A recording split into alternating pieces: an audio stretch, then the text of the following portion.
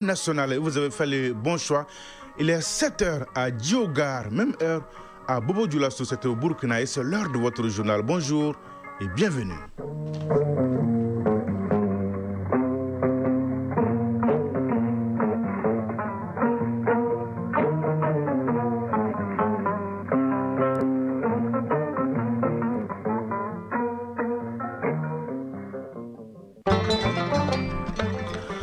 L'actualité, première édition de ce mardi 23 septembre 2025. Tout d'abord, la couleur du temps sur Bamako et environ.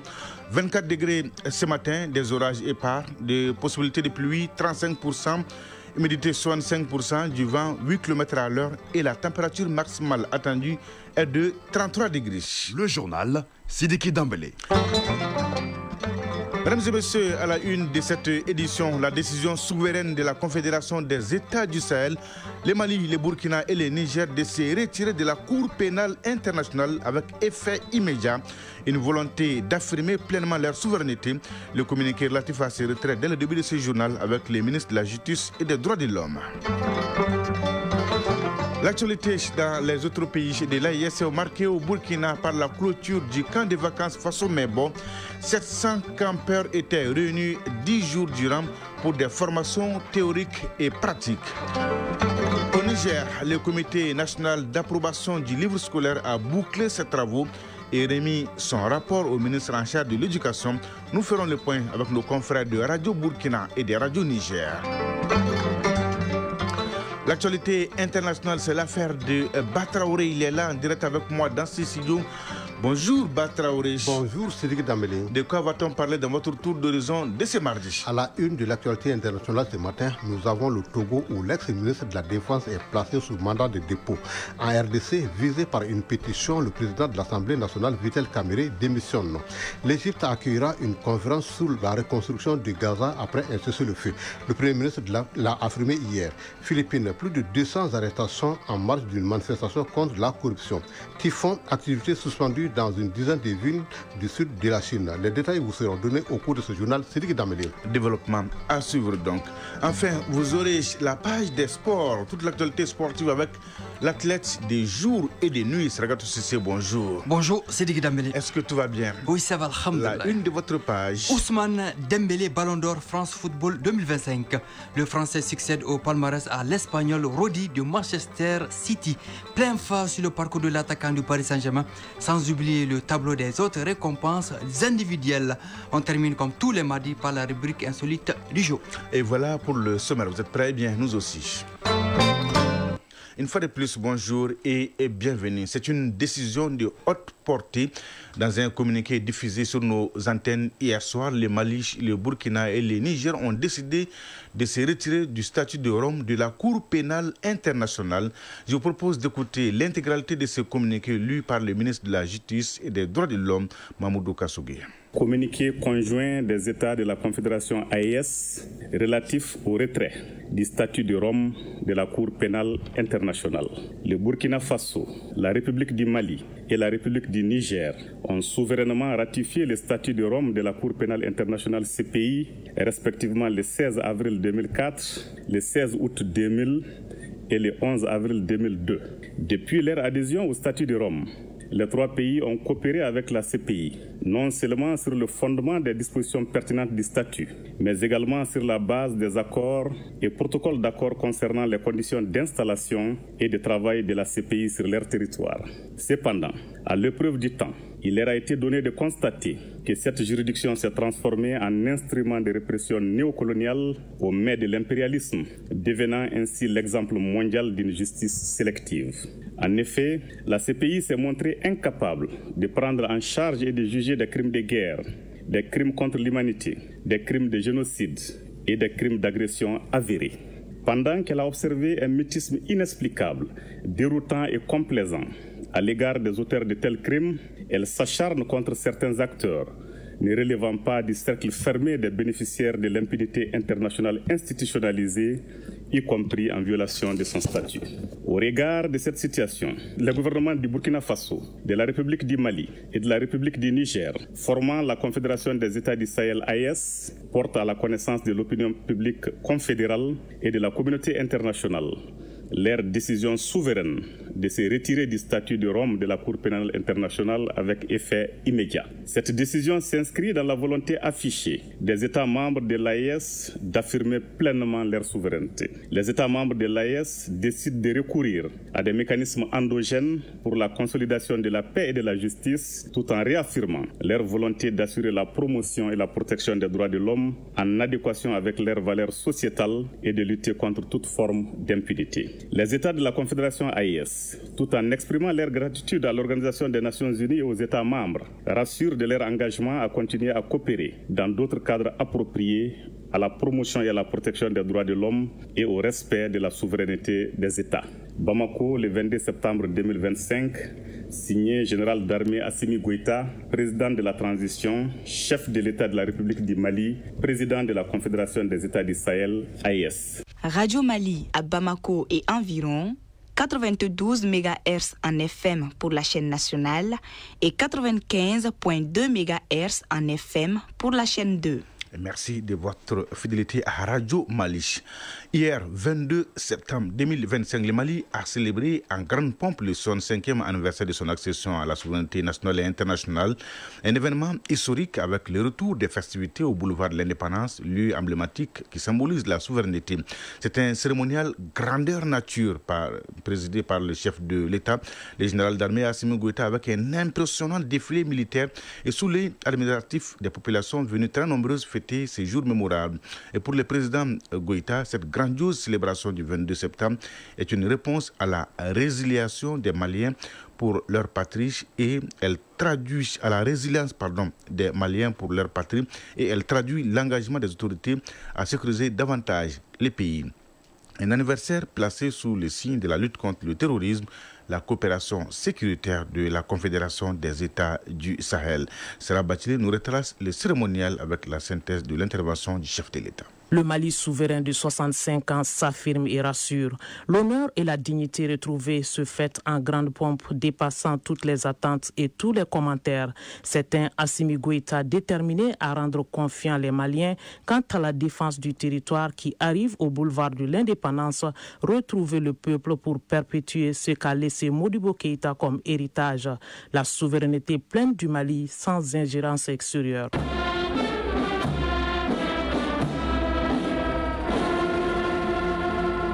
Le rendez-vous du boulevard de l'Indépendance revient donc après un long temps d'arrêt.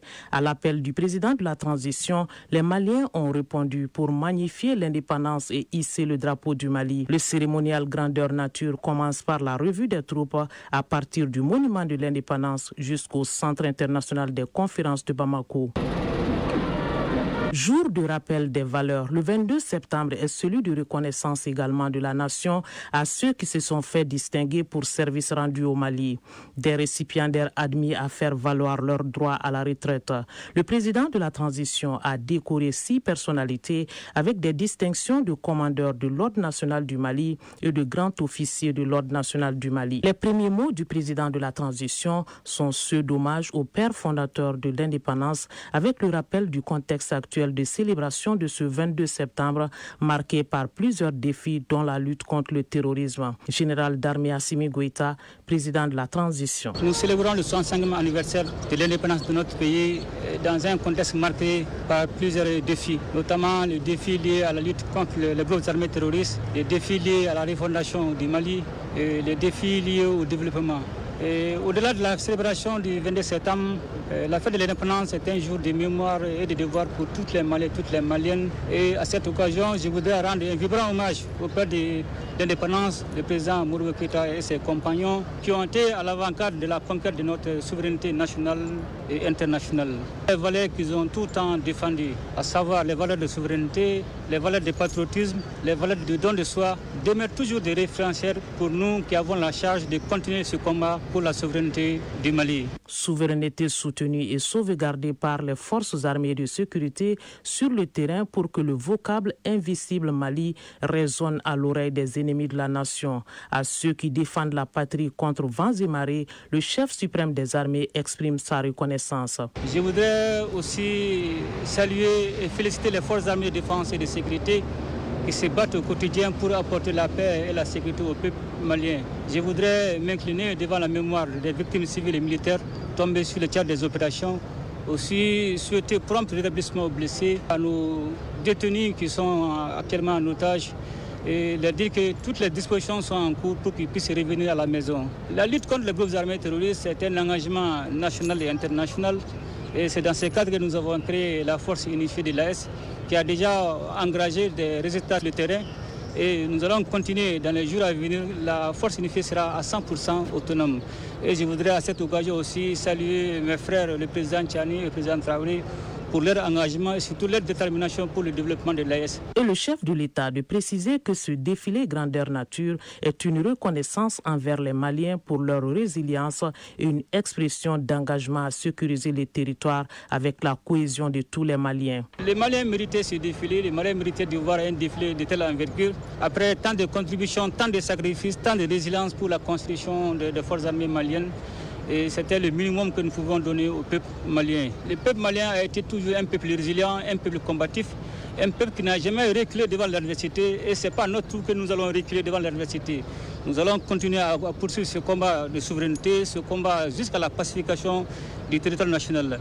Je voudrais surtout demander au peuple malien de rester unis et c'est dans la cohésion que nous allons réaliser notre souveraineté. Pour les défis actuels et futurs, notamment les défis liés à la sécurité du Mali, les défis liés à la refondation du Mali, les défis liés au développement du Mali.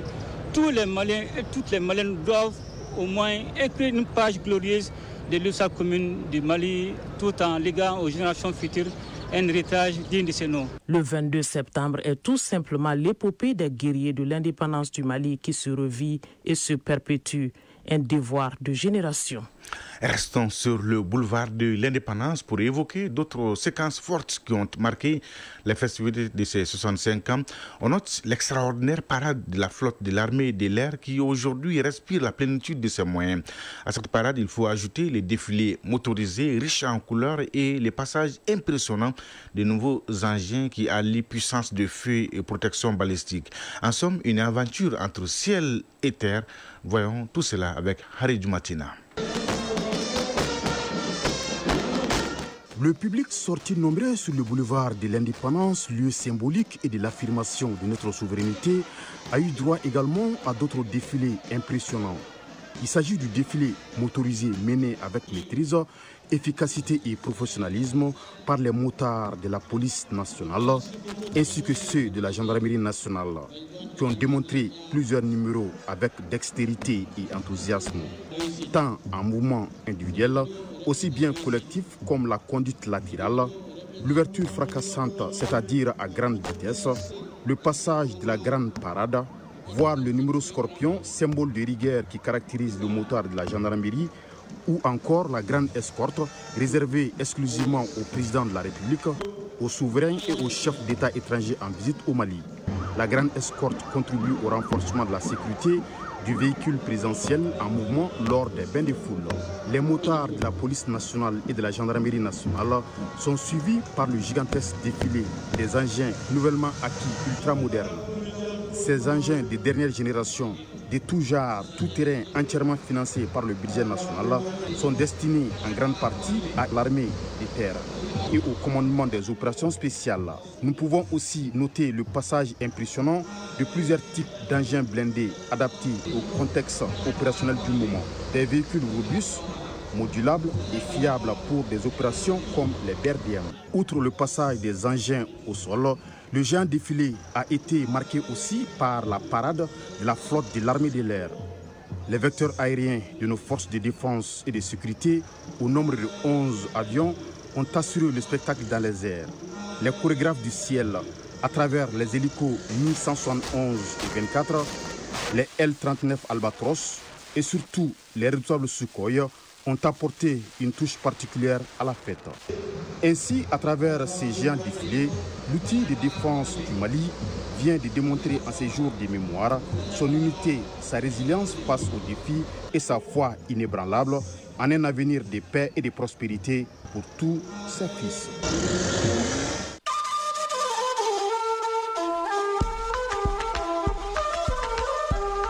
AES, actualité.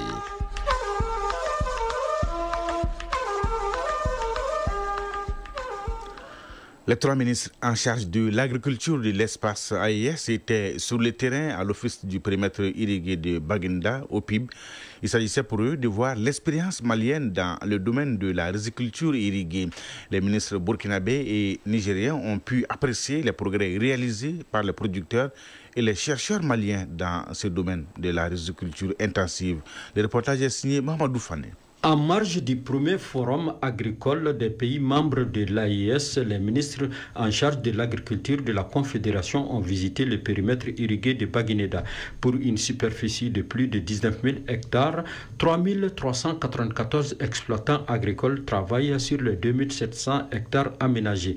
La riziculture intensive est la technique pratiquée dans cette zone. Une expérience hautement appréciée par les ministres de l'AES. Colonel El-Haj Ousmane Mahaman, ministre de l'Agriculture et de l'Élevage du Niger. J'entendais de loin, mais je viens de voir des résultats palpables de production.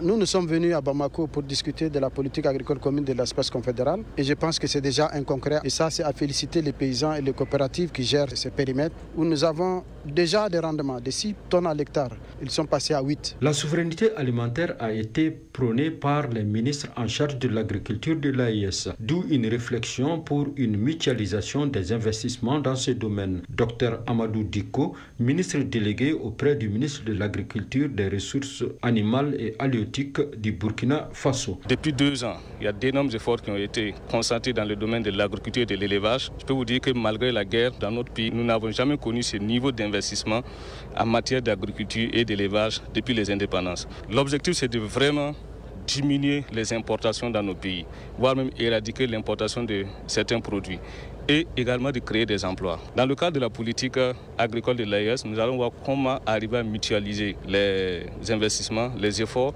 afin de pouvoir spécialiser des pays dans des productions. Cette visite des ministres en charge de l'agriculture de l'AES à l'OPIB a été l'occasion de saluer les efforts consentis par les populations pour l'autosuffisance alimentaire dans l'espace confédéral. Allons maintenant au Burkina pour parler du camp de vacances Faso Mebo. La deuxième vague de cette initiative présidentielle qui a regroupé des campeurs de 10 à 15 ans s'est achevée à Ouagadougou. 700 campeurs au total pendant 10 jours ont reçu des formations théoriques et pratiques sur l'instruction civique et militaire, le patriotisme, le vivre ensemble et l'intégrité. La cérémonie de clôture a été marquée par un défilé et une remise symbolique de certificats. On fait le point avec notre confrère de Radio Burkina, Judukael Kafando. Cette promotion s'appellera promotion Lidandali, qui veut dire l'espoir, la foi en l'avenir.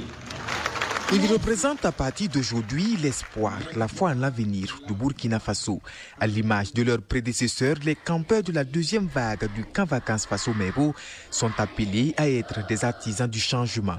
Après 10 jours d'apprentissage, ces patriotes s'engagent désormais à être des citoyens exemplaires. Jovis Zongo, représentante des campeurs. Nous avons été formés sur les valeurs cardinales comme la discipline, l'intégrité, le patriotisme, le civisme, les règles de bonne conduite et j'en passe. Le coordinateur de l'initiative présidentielle Faso Mebo, le commandant Zodnoma Ahmed Sakandé, a invité les campeurs à cultiver au quotidien l'amour de la patrie. Chers campeurs, vous êtes jeunes, mais vous avez déjà compris une vérité essentielle.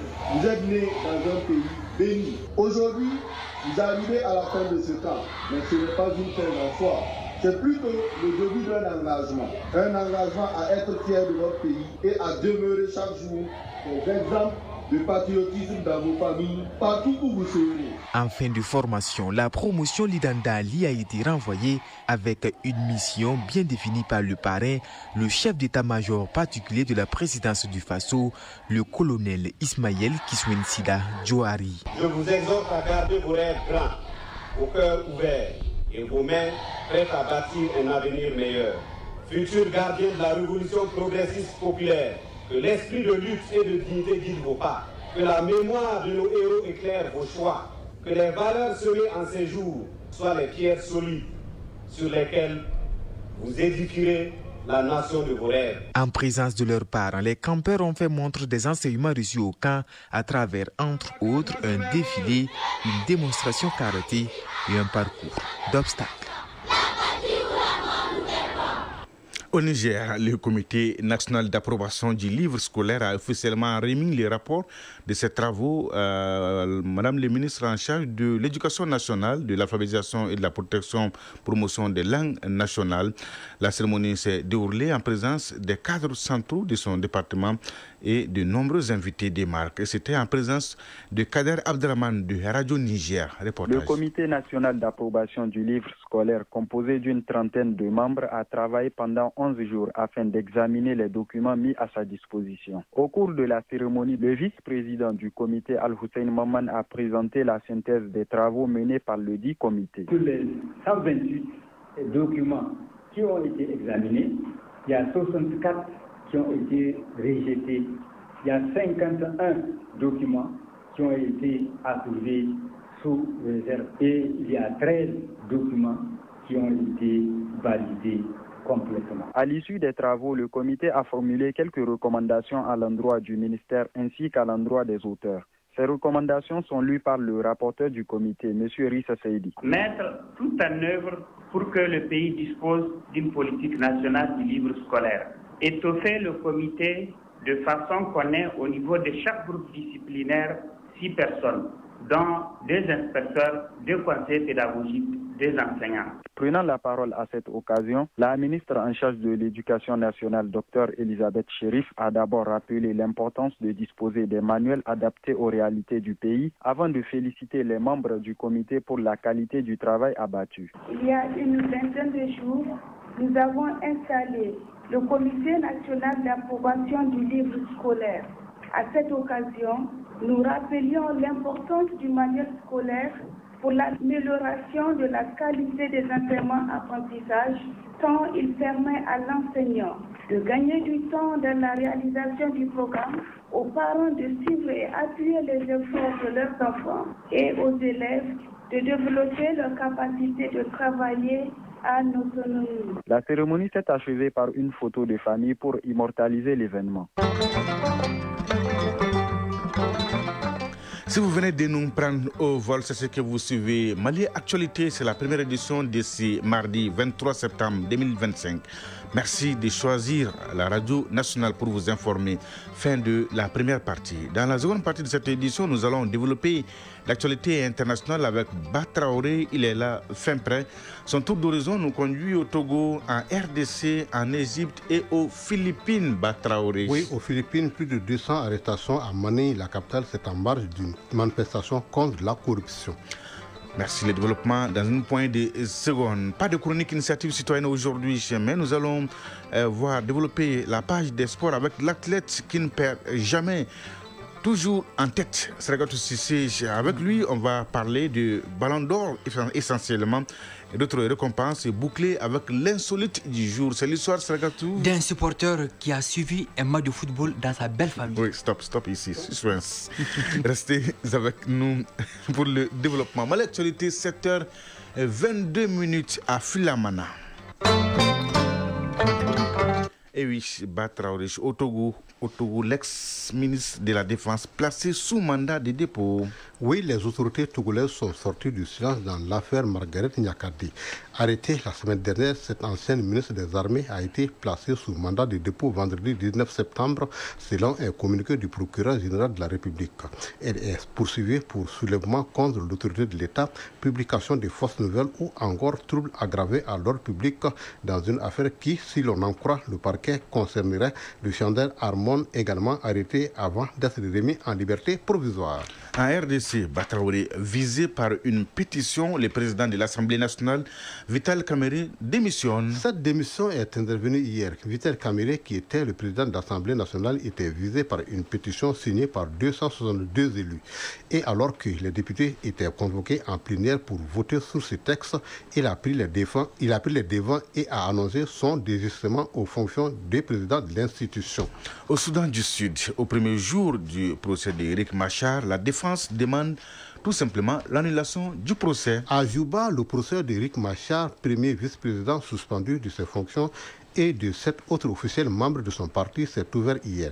Ils sont accusés d'avoir joué un rôle dans l'organisation d'attaques contre l'armée sud-soudanaise dans le Haut-Nil, dans le nord-est du pays, et sont inculpés pour trahison, meurtre ou encore crime de guerre. Cette première audience a duré à peine 2 heures et a porté essentiellement sur les objections de la défense qui considère comme incompétent le tribunal spécial formé pour juger Riek Machar et les autres officiels. L'Égypte accueillera une conférence sur la reconstruction de Gaza après un cessez-le-feu. Le premier ministre égyptien Mustafa Madbouli a fait cette annonce hier. Son pays accueillera, dès qu'un cessez-le-feu sera trouvé, une conférence internationale de reconstruction de la bande de Gaza pour mobiliser les fonds nécessaires pour le plan de reconstruction arabo-islamique. Il a fait cette déclaration lors d'une conférence sur la solution à 2 États au siège de l'ONU à New York. Aux Philippines, Batraoui, sur plus de 200 arrestations en marge d'une manifestation contre la corruption. Ces arrestations ont eu lieu à Manille, dans la capitale des Philippines, lors d'affrontements avec des manifestants masqués qui ont éclaté au cours d'une journée de mobilisation anti-corruption largement pacifique. Voilà ce qu'a annoncé hier un porte-parole. Au moins 88 mineurs figurent parmi les 216 personnes placées en garde à vue. Typhon en Chine, toutes les grandes activités sont suspendues dans une dizaine de grandes villes du sud. Les autorités chinoises ont annoncé la suspension du travail de l'école et des transports à Shenzhen et une dizaine de grandes villes du sud rassemblant des dizaines de millions de personnes à l'approche du typhon Ragaza. Le typhon devrait provoquer de graves impacts liés au vent, à la pluie, aux vagues et aux inondations à partir de la nuit du 23 septembre selon les autorités de la métropole de Shenzhen dans un communiqué publié aujourd'hui sur les réseaux sociaux. Merci Batraoui pour toutes ces informations. On est très bien servi. Bonjour Sragatou Sissi. Bonjour Sidiki Dambélé. Donnez-nous l'heure, la bonne et la vraie heure. Il est 7h26 à Dongoy. Les jingles et on se retrouve.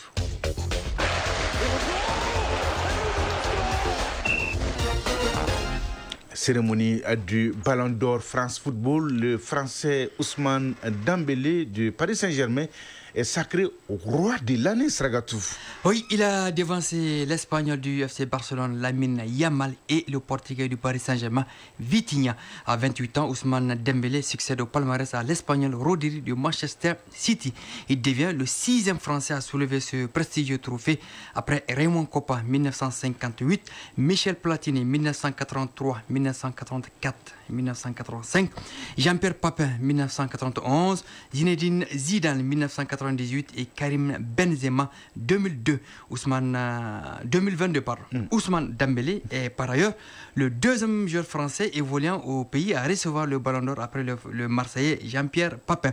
Le numéro 10 du Paris Saint-Germain est comme par magie le 10e joueur de l'histoire à remporter le Ballon d'Or, la Coupe du Monde et la Ligue des Champions. Wow, un Dembélé bon teint, Sragatou.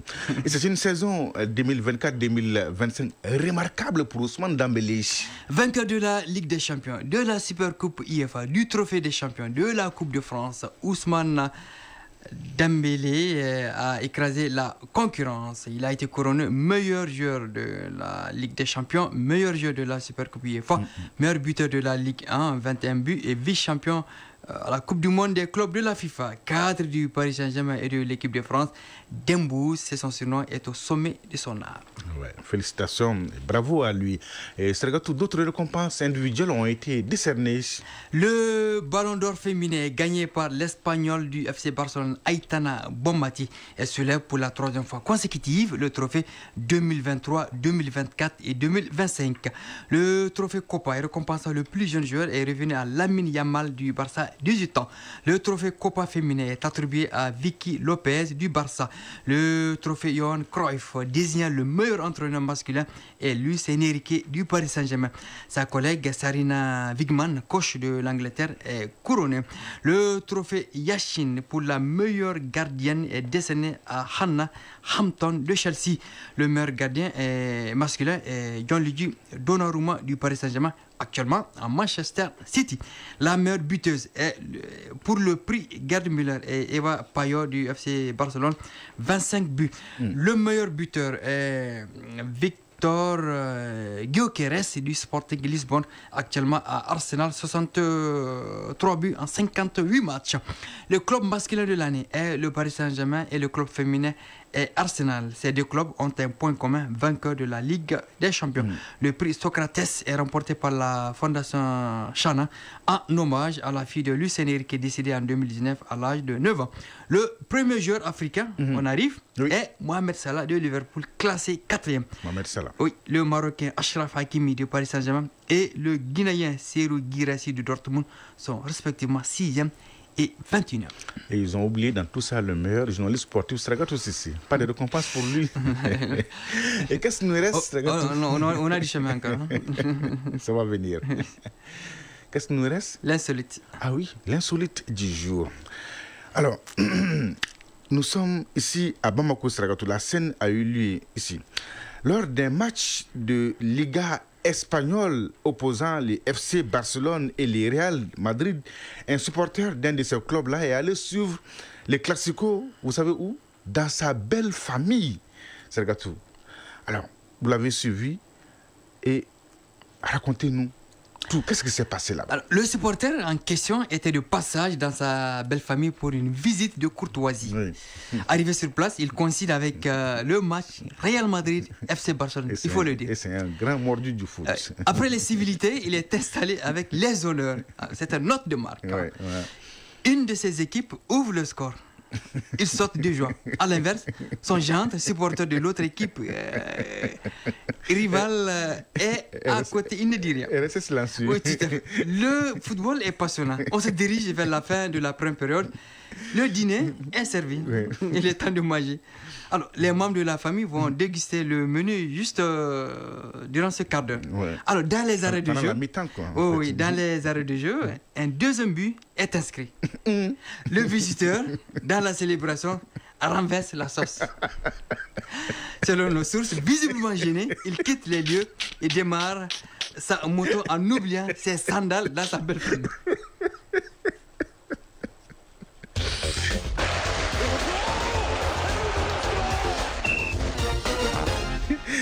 Sacré Stragato Sissi. 7h31 à Sanando et à Kouré-Mali. C'est donc tout pour ce journal. Grand merci à Batraoré et à Idrissa Damele qui m'ont aidé à la réalisation, aux opérations techniques à Allo Koulibaly. La mise en ligne est assurée par Amadou Koulibaly, à la coordination Bourama Traoré, présentation Sidiki Dambélé. Merci de votre fidélité et de tous vos soutiens. C'est très réconfortant. L'info continue sur votre chaîne. Tout de suite, la page météo, suivi des avis et communiqués avec Foussine Ndiara. Et à 13h, vous avez rendez-vous avec Smela Berthe pour la deuxième édition du journal. La pensée du jour, signée Bernard Lebouillet. Le plus grand secret pour le bonheur, c'est d'être bien avec soi. Oui, le plus grand secret pour le bonheur, c'est d'être bien avec soi. Mesdames et messieurs, prenez soin de vous et des autres. Excellente journée de mardi à toutes et à tous. Au revoir.